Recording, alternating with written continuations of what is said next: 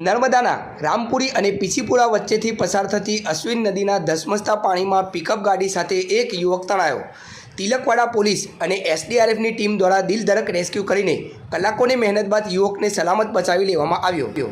ઉલ્લેખનીય છે કે હાલ હવામાન વિભાગ દ્વારા કરવામાં આવેલી આગાહીને પગલે છેલ્લા એક સપ્તાહથી સમગ્ર ગુજરાતમાં ભારે વરસાદ પડી રહ્યો છે, તો બીજી તરફ ઉપરવાસમાં પડી રહેલા સતત વરસાદને કારણે નર્મદા જિલ્લામાંથી પસાર થતી નર્મદા, અશ્વિન અને મેણ નદીમાં હાલ પૂરની પરિસ્થિતિ સર્જાઈ છે।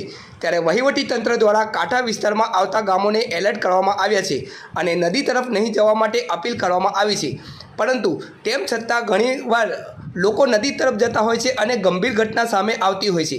આવી જ એક ઘટના ગતરોજ રાત્રિના તિલકવાડા તાલુકાના રામપુરી અને પીછીપુરા વચ્ચે આવેલી અશ્વિન નદીમાં બની છે।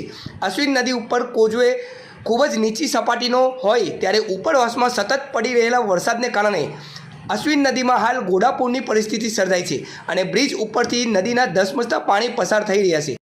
ગતરોજ રાત્રિના રાજસ્થાનના ગંગાપુર જિલ્લાના દાતાસુતી ગામના રવિરાજ ફુલીમા નામનો એક યુવક પોતાની પિકઅપ ગાડી લઈ રામપુરી અને પીછીપુરા વચ્ચેથી પસાર થતી અશ્વિન નદીના કોઝવે ઉપરથી પસાર થતો હોય ત્યારે અશ્વિન નદીના ધસમસતા પાણીમાં પિકઅપ ગાડી સાથે ખેંચાયો હતો અને બચાવની બૂમો થતાં સ્થાનિક લોકો સ્થળ પર દોડી આવ્યા હતા।